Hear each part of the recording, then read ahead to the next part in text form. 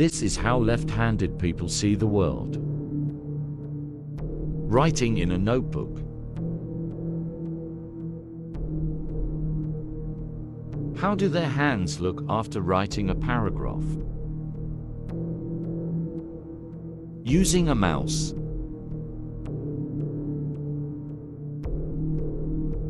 There are never desks for left-handed people.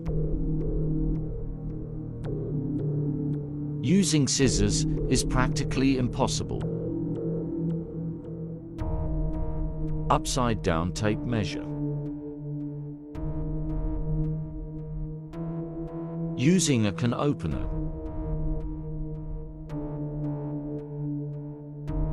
Those pens with the chains.